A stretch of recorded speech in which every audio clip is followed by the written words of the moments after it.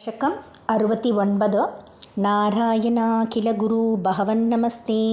सर्वत्र गोविन्दनामसङ्कीर्तनं गोविन्दा गोविन्दा श्रीहरये नमः। केशपाशधृतपिञ्चिका वितति सञ्चलन्मकरकुण्डलं हारजालवनमालिकाललितमङ्गराग घनसौरभं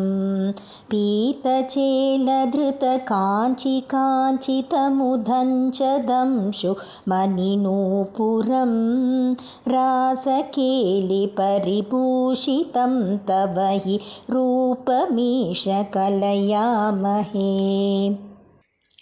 तावदेव कृतमण्डने कलितकञ्चुलीककुचमण्डले कण्डलोलमणिकुण्डले युवतिमण्डलेत परिमण्डले अन्तरासकलसुन्दरी युगलमिन्तिरारमण सञ्चरन् मञ्जुलां तदनुरासकेलिमयि कञ्चनाभ समुपादधा। वासुदेव तव भासमानमिह रासकेलिरससौरभं दूरतोऽपि खलु नारदागदितमाकलय्य कुतुकाकुला वेशभूषणविलासपेशलविलासिनी शतसमावृता नाकतो युगपदागता वियतिवेगतोत सुरमण्डली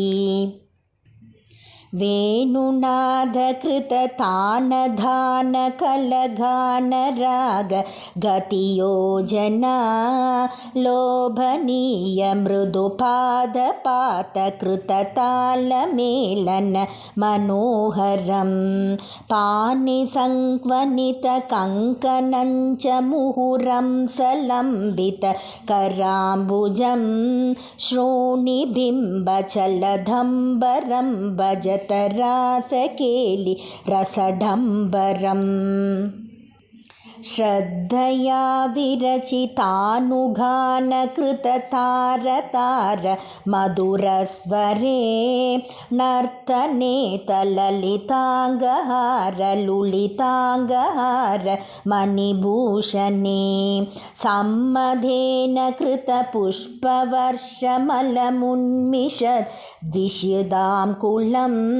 चिन्मये त्वयि निलीयमानमिव सम्मुमोह सवधूकुलम् स्विन्नसन्नतनुवल्लरी तदनु कापि नाम पशुपाङ्गना कान्तमं समवलम्बते स्म तव तान्तिभार मुकुलेक्षणा काचिदाचलितकुन्तला नवपटीरसारगणसौरभं वञ्चनेन तव सञ्चुचुम्बभुजमञ्चितोरु पुलकाङ्कुरा कापि खण्डभुवि सन्निधाय निजखण्डमाकुलितकुण्डलं पुण्यपूरनिधिरन्ववाप तव पूगचर्वितर सामृतम् इन्दिराविहृतिमन्दिरं भुवनसुन्दरं हि नटनान्तरे त्वामवाप्य दधुरङ्गना किमुन मददशान्तरम् गानमीशविरतं क्रमेण किल वाद्यमेलनमुपारतं ब्रह्मसम्मदरसाकुला सदसि केवलं ननृतुराङ्गना नाविधन्नपि च नीविकां किमपि कुन्तलीमपि च कञ्चुलीं ज्योतिषामपि कदम्बकं दिवि विलम्बितं किम परं ब्रुवे। मोदचीं निभुवनं विलाप्य विहृतिं समाप्य च ततो विभो केलिसंहृदितनिर्मलाङ्गनव घर्मलेशसुभगात्मना मन्मता सहनचेतसां पशुपयोषितां सुकृतचोदितस्तावधा कलितमूर्तिराददितमारवीर परमोत्सवान् केलिभेदपरिलोलिताभिरतिलालिताभिरभलाभिभेः स्वैरमीश ननु सूरजापयसि चारुणाम विहृतिं व्यधा काननेऽपि च विसारि शीतलकिशोरमारुत मनोहरे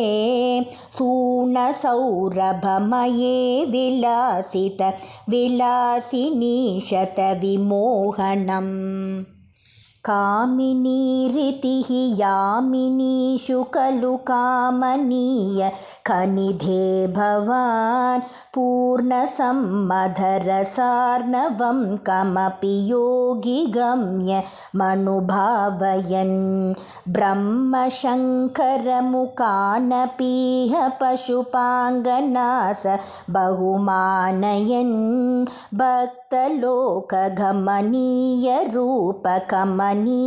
कृष्ण परिपाहि मां भक्तलोकगमनीयरूपकमनीय कृष्ण परिपाहि मां भक्तलोकगमनीयरूपकमनीय कृष्ण परिपाहि मां सर्वत्र गोविन्दनाम संकीर्तनं गोविन्दा